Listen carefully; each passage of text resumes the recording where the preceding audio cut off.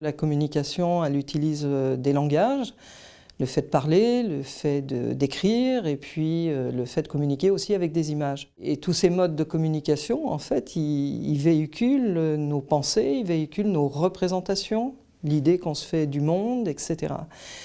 Et donc, on s'aperçoit que dans le langage, qu'il soit oral, écrit ou par image, eh bien, on trouve encore beaucoup de stéréotypes liés aux garçons, aux filles, aux hommes et aux femmes. Et tant que ces stéréotypes restent présents dans ces différents types de langage, eh bien, on les divulgue, on les propage, on n'a pas l'air de les critiquer ni de les remettre en cause, donc au fond, on va les banaliser et les rendre quasi naturels, quoi. La langue française, comme plein d'autres langues, s'est construite avec un genre grammatical masculin et un genre grammatical féminin. Vous avez des langues où il y a aussi un genre neutre, mais ça n'existe pas dans notre langue. Au fil du temps, à partir particulièrement du XVIIe siècle, des spécialistes de la grammaire française, pas très égalitaires, même plutôt misogynes, on va dire, ont décidé que la langue devait refléter ce qu'il y avait de plus noble dans la société. Et qu'est-ce qui était le plus noble dans la société? Ce sont les hommes et le masculin. Donc, un certain nombre d'interventions ont été faites en fait sur la langue française pour abandonner certaines règles au profit, on va dire, de l'usage du masculin. On a abandonné la règle d'accord de proximité qui fait que des adjectifs, des participes passés s'accordent avec le genre grammatical de l'élément qui lui est le plus proche. Au profit de la règle, le masculin l'emporte sur le féminin. De même que quand on n'emploie que le masculin singulier, le citoyen, le jeune, etc., qui se voudrait un masculin générique, voire neutre.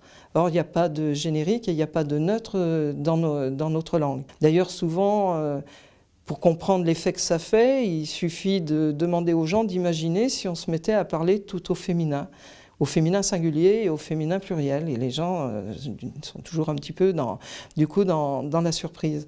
Donc d'une langue qui était relativement égalitaire, c'est-à-dire qui utilisait le masculin et le féminin, par exemple si on prend l'exemple des noms de métiers ou de titres ou de fonctions, jusqu'au XVIIe siècle, tout était dit au masculin et au féminin. Au Moyen-Âge, par exemple, on parlait des prud'hommes et des prudes-femmes, des morteliers, des mortelières, charpentiers, charpentières, etc.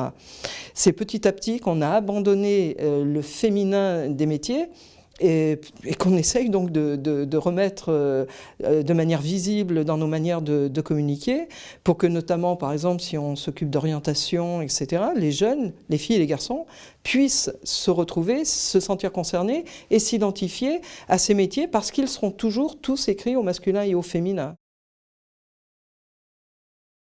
Une communication égalitaire, c'est une communication qui ne privilégie pas une des deux catégories de sexe, l'une par rapport à l'autre.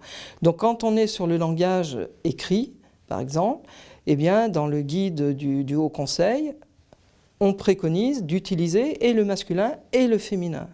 On préconise, quand on est au pluriel, non pas de mettre que le masculin pluriel, mais la forme masculine, féminine, et on rajoute le pluriel, et tout ça avec des points entre les terminaisons.